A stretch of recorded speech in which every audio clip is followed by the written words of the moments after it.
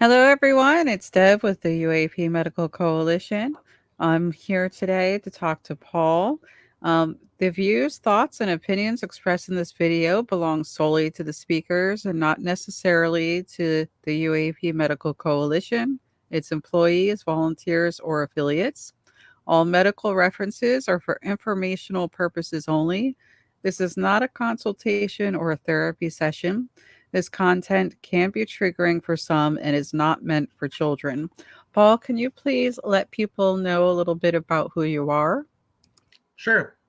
Yeah. So again, my name is Paul Vidal, and I'm originally from New Jersey, northern New Jersey.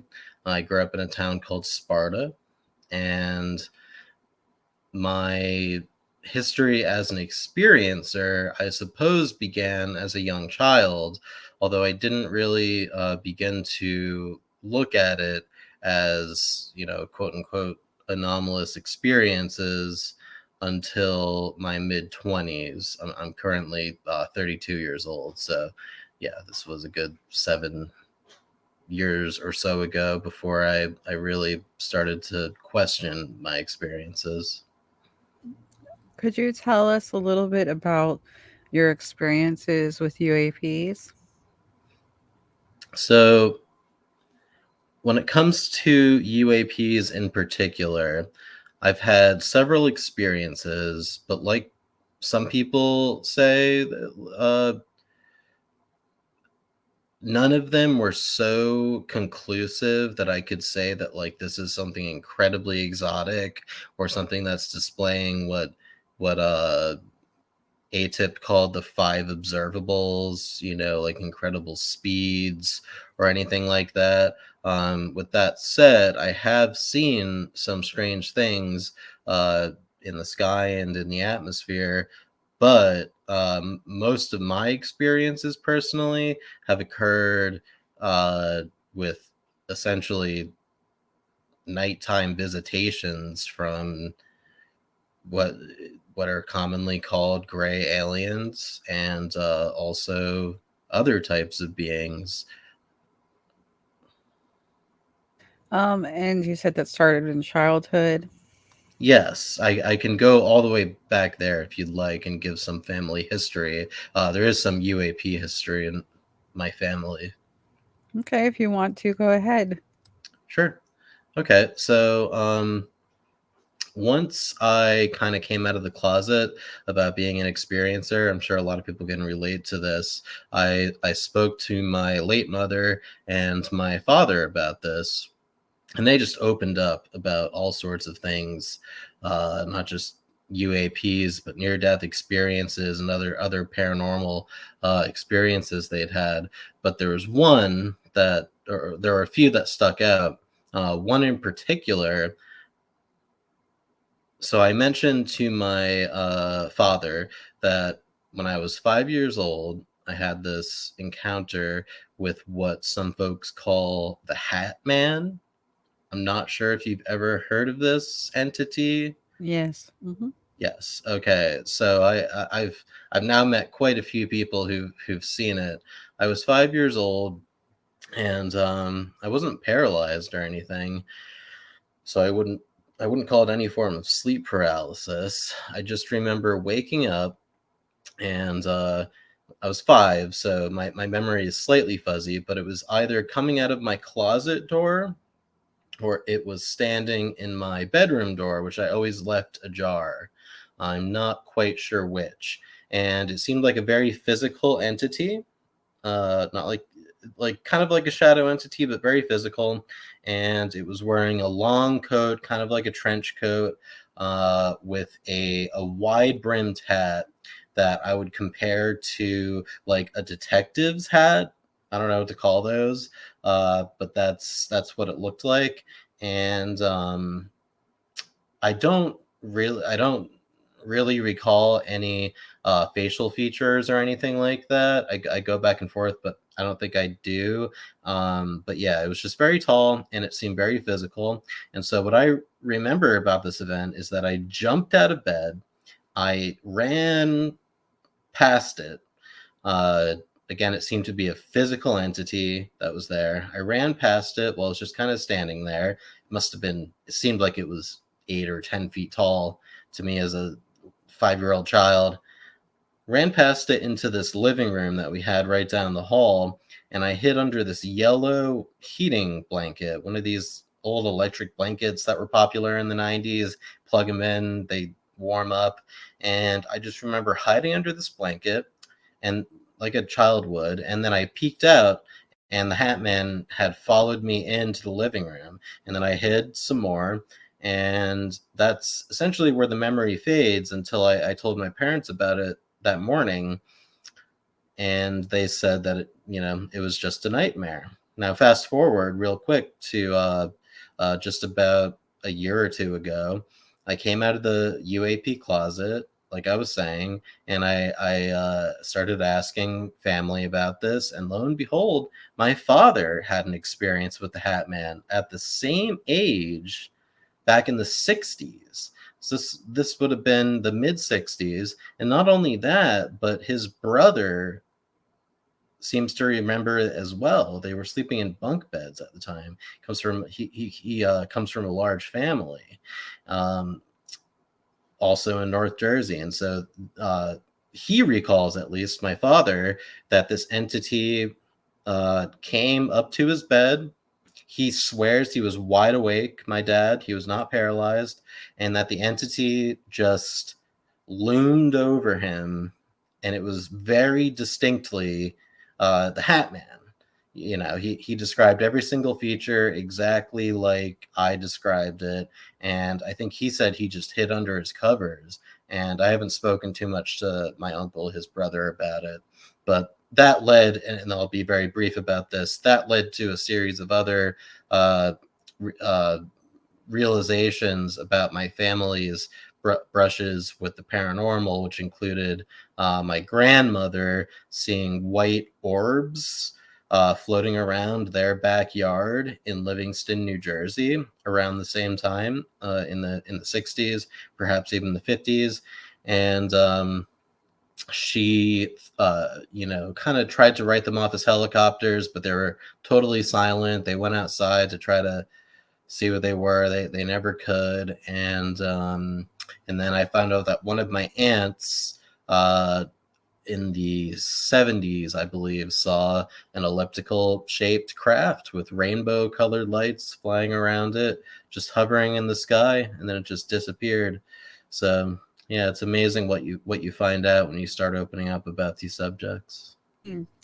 And I think it's great that you were brave enough to have those conversations with your family. A lot of people are afraid to do that. So I'm glad you were able to do that.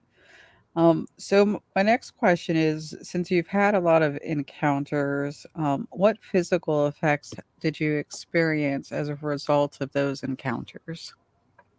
Okay. So the main physical effect that I've had from my encounters were these this line of, I will call them puncture wounds, because by all account that's what they appear to be and what they felt like they were. So little backstory here, not too much. I had started having experiences in my 20s. That's when I began really researching this subject, because a lot of strange things were happening to me that were alien related, and I was also encountering shadow people and having sleep paralysis, and all sorts of strange things were happening to me. And at the time, I was very kind of agnostic about the subject. I didn't really believe that this was anything other than what people call sleep paralysis. I don't feel that way anymore for this reason. So one week took place, the story, I guess, takes place over a week or even longer. I woke up one morning, and I wasn't paralyzed, but I saw very clearly that there was a silhouette of a small, 3.5, 4 foot being with a large bulbous head standing at the foot of my bed. And this was not my first kind of alien encounter, but it was my first encounter with anything that looked like a gray, especially in my bedroom. And so then 2 days later, I wrote it off essentially. I thought maybe it was more sleep paralysis or whatever, just a shadow. 2 days later, I woke up and I thought I had pulled a muscle in my leg. I thought I had a Charlie horse or something. But generally when those things happen, you wake up and you feel it, and you're like, oh, I stretched too hard. I'm dehydrated. Whatever. I thought that I had a Charlie horse, and I went about my day for a little bit, a couple hours, and then I went to take a shower. And as I was getting dressed, I noticed that I had these 8 puncture wounds on my leg. And then I realized that the pain that I was feeling did not actually feel like a Charlie horse, because that goes away very quickly. And you'll see that this pain lasted quite a while. It felt like the pain of an intramuscular injection, which I've gotten at the doctor, like for certain treatments. Uh, the COVID shot, for example, is intramuscular. I've gotten various shots over the years that were like that. And this pain that I was feeling in my leg was exactly like that. It wasn't a surface pain or anything. The marks didn't have any pain. The area didn't have any pain. It was just any time that I took a step or flexed that muscle, I felt this deep pain inside of my leg. And that lasted for about 2 weeks. And the last thing I'll say about it for now is that the day after these marks appeared, and I took a picture of them, which I've now sent to you. The day after these appeared, the next morning, I woke up, and this time there was a gray alien in broad daylight standing again at the foot of my bed. And it was like the moment I noticed it like freaked out and just glided around my bed and went through my bedroom door in sort of an L-shaped motion and disappeared. And that was the day after I got those markings. For those who are listening, this is not the first time I've heard about non human intelligence going through a door. Um, so, did you speak to your doctors about the pain in your leg and the puncture wounds? Never did. What kept you from talking to a medical doctor about it? At the time, I guess I was still trying to. I was teetering on. I was on the fence as to, like, is this something paranormal, or sorry about my cat. The cats are playing. Is this something paranormal, or is this just like, something prosaic? And I frankly just didn't want to sound crazy. I didn't want to go in there. I realized I could have just gone into the doctor and said, like, hey, what are these? But I just kind of assumed that they would have no idea. In retrospect, I wish I had gone in, though. I wish I had just seen what they had to say. Do you mentioned sleep paralysis, and I was going to ask if you'd ever spoken to a doctor about having sleep paralysis. I've spoken to a therapist about it. Um, yeah, during a period when I was going through therapy, right around the time when I only really had I've only really had sleep paralysis, with very few exceptions. When I was around 26 years old, there was a few weeks where, frankly, I was going through a depressive episode. I had just broken up with my long-term girlfriend, is what was going on. And I started to have these episodes where shadow people would enter my bedroom and, in some cases, try to assault me. But it only happened a few times, and like literally a few times within 2 or 3 weeks, until I learned to make it stop. I don't know if it stopped because my depression abated a little bit. I got to a healthier headspace mentally, or I don't know if it stopped just because I learned certain techniques to, you know, make these things go away. So I haven't really had sleep paralysis since then, but I have brought it up. Okay. And did you speak to the therapist about your encounters with non-human intelligence? Only about these shadow people, and they said, that's pretty common for sleep paralysis. Okay. And you didn't talk to them about the other types of non-human intelligence you were No, encountering? because that hadn't really occurred yet. Okay. So you've never seen a therapist or talked to a therapist about those experiences? No, nothing alien related. That none of Okay. that had occurred until I was around 28. Okay. So for the conversation with the therapist that you had about shadow people, how did you feel that that went?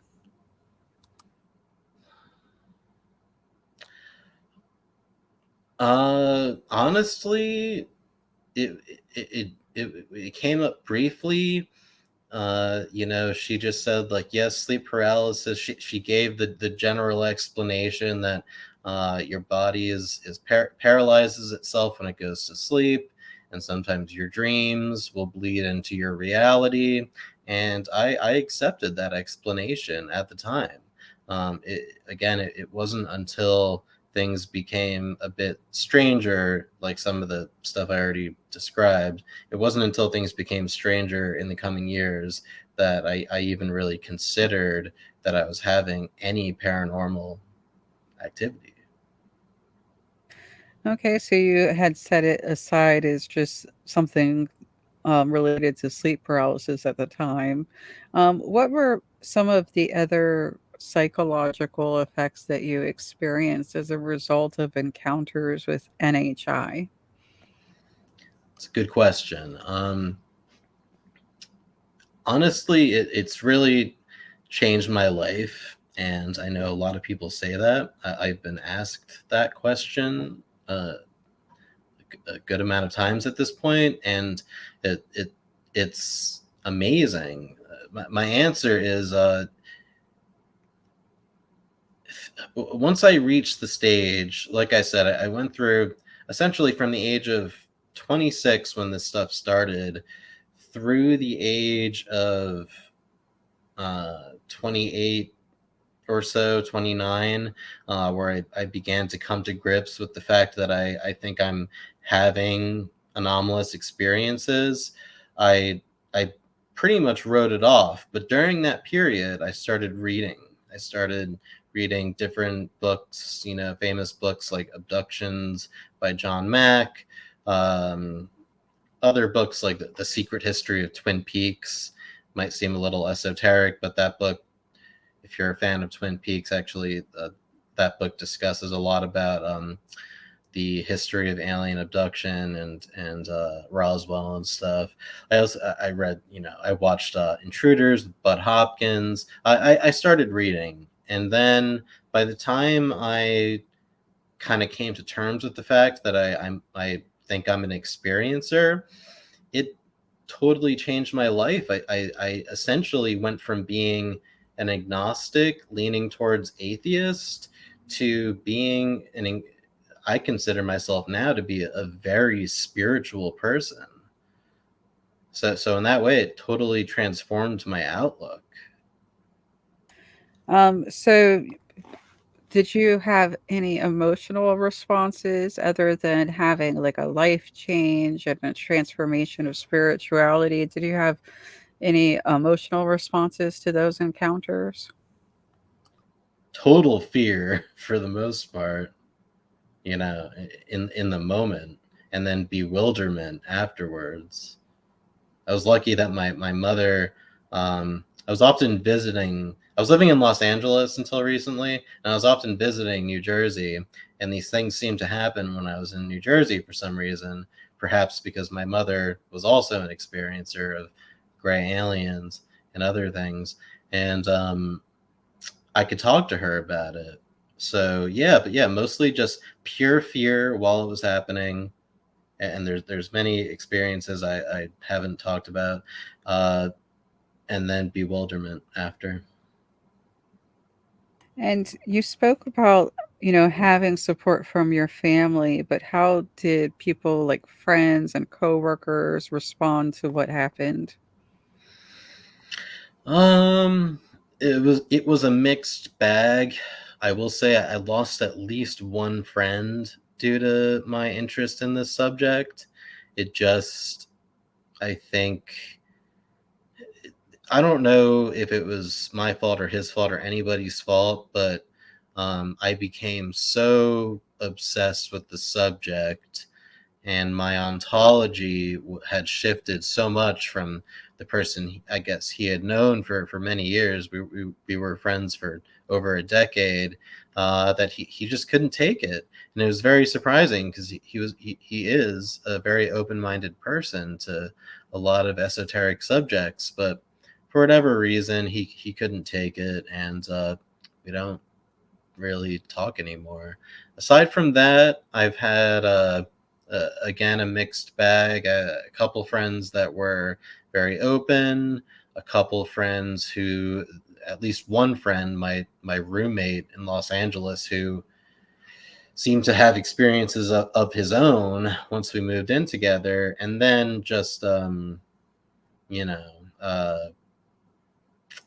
yeah, just people who were like open to the subject and interested, but not necessarily believers. It's a process, and it's a process that I went through.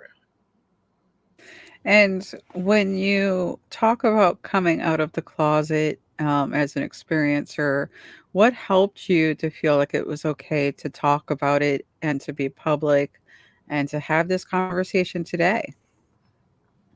It was the Inquire Anomalous conferences where I met you.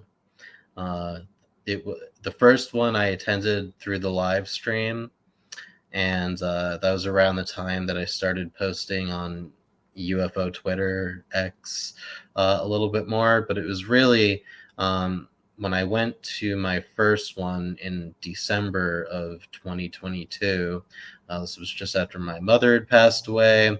I was in a different sort of mindset where previously I'm a very introverted person, or at least I feel like I have been historically. But at that conference, I felt so welcomed and like I could just talk to anybody, and so I ended up meeting such wonderful people there and talking to them, and I felt so, yeah, welcomed and at home.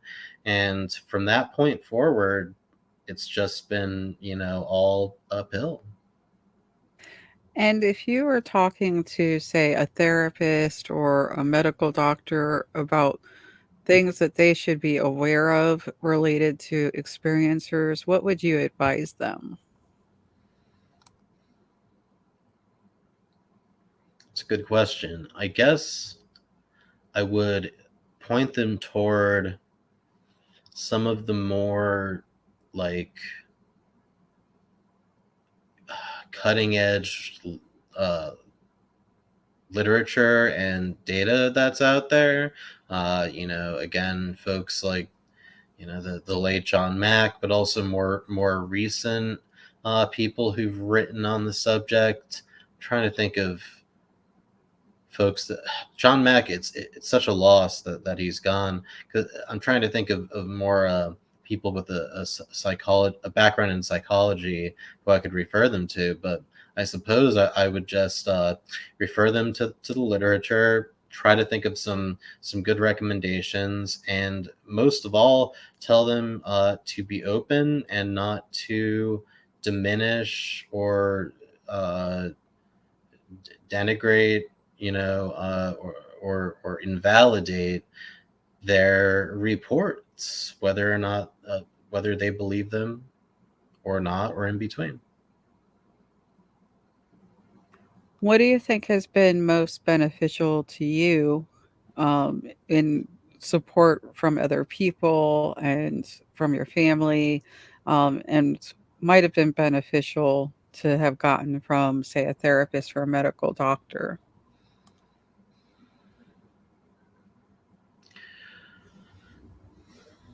Wow. I think it's really hard for me to say because when these experiences were first starting, I think I'd be hard pressed to find a medical doctor or a psychotherapist who would be willing to even engage on these topics. First of all, would you agree with that? Like back in 2018 or so? Yeah, it's just it's still not something that people are trained on to this day. However, there are a growing number of people coming out, um, openly inviting experiencers to come to them, not making any claims necessarily about their own beliefs. And Opus is available, and the experiencer group is available also, and they have therapists within those groups. Yes, they do. I'm Yeah, part of the experiencer group, and I'm looking into Opus, and I'm a big fan of J. King. right, Actually, hoping to right. see him. Yes, he's actually come and spoken on this channel about how to help experiencers. Hmm. Um, and Les has also come and talked about that for Opus. So I think the question though is, if you were sitting down with a therapist or a doctor and you wanted them to really provide adequate treatment to an experiencer, what would you say to them? I would say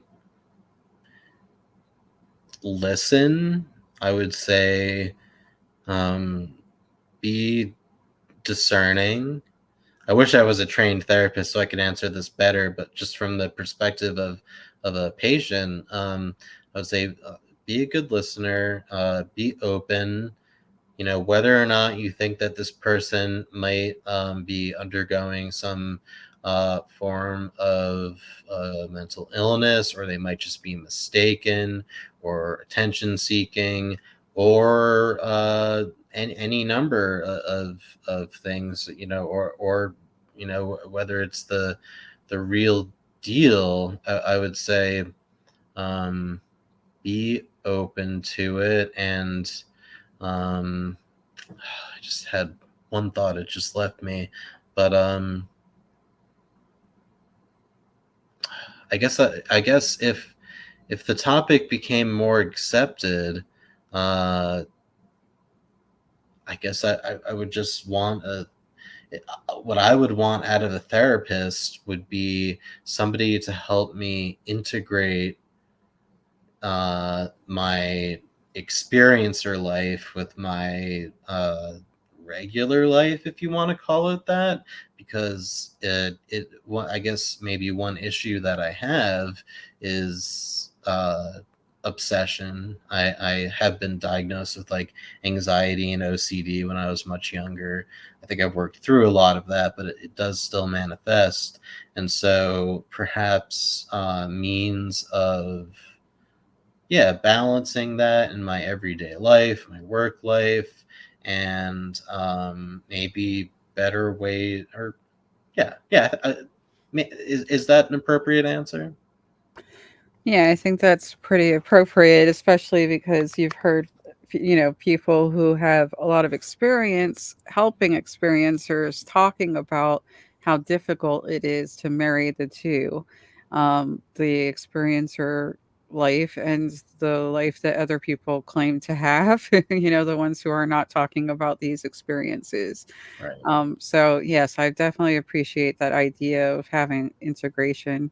If I may pause you real quick, like I've been laughed in my face about this stuff, you know, back when it first started in 2018, 2017, 2016, especially 2017, 2018. I've been laughed in my face about this, and it's very traumatizing. Um, So I guess just another thing would be working through the trauma, and I know people do that using various methods like EMDR, CBT, and even regressive hypnotic techniques. I'm open to all of those. I know that hypnosis is um, controversial, I suppose, but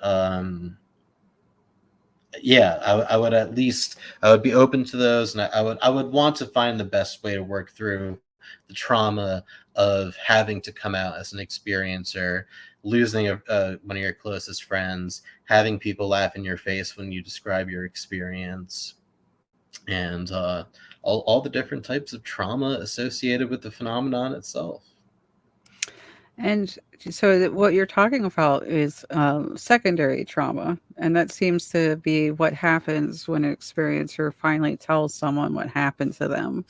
And that seems to be something that could be avoided by the professionals that care for their patients rather than re traumatizing with the secondary trauma. It'd be great if they avoided that just by being open, like you said. Right. Yeah. So you said someone laughed in your face. Who was it that was laughing at you? A couple of people. I was in my last semester at Montclair University in New Jersey. I was finishing up my degree in English literature. Uh, uh, Also working on my minor in film production, and I had a little group of friends there. And this was right after Leslie Kane's article came out, and for whatever reason, right after that article came out, it was, and I know many people can attest to this, I became activated because I had always been interested in this subject since I was a small child. I rented all the books from the school library from the age of 8. I was a voracious reader of all things, but I was especially into UFO books and then sci-fi. By the time I entered my teens, I felt like, okay, all of this stuff is kind of fake. I didn't believe in it or anything. I paid attention to the news, like the Chicago O'Hare event and some others, but I didn't really believe in it until Leslie Kane's article came out. And I consider her a true hero for that. And so I became very interested, and I met my first experiencer who had missing time. And 2 weeks after I met her, I had my first really intense experience that was very terrifying and traumatizing, which I haven't described here. But what I'm getting towards is after that happened, I told my group of 6, 8 friends. We'd hang out at the smoking section back when I smoked at college, and talked to them about this, and a few of them just laughed in my face. They're like, "No, this is nonsense." Only to find out that one or two of them had experiences. One of them had seen gray aliens, had them take him out of his bedroom, and another one saw a black disc-shaped object. Sometimes I wonder how it is that even on a campus with thousands and thousands of students, the people who have experiences will find each other. Mhm. So, but maybe it's just more common than we think. Maybe, but it is interesting. I do think we find each other. I absolutely think that, and I won't go into it in this interview, but I have serendipitously found so many experiencers. It's crazy. Maybe I'll tell you someday. Someday. Okay. Is there any final thoughts that you want to share for any medical or mental health professionals that might be watching this? Other than what I've said about being open, what you've said about not uh, re-traumatizing or adding secondary trauma. Um, Trying to think of something to add to that. Well, I guess I would say, in addition to all of the more um, anecdotal literature that's out there that I mentioned, I would look into the studies that the government has done. Look into the current events that were, anyone studying the subject is aware of. Look into like what's going on, and connect the dots, and realize that there's clearly something happening here. And if you can't, in my opinion, as a if you're a psychologist, writing it off as some sort of mass delusion or a manifestation of childhood trauma, or even a dream, I think it's just wrong, and it does add to the trauma and the stigma.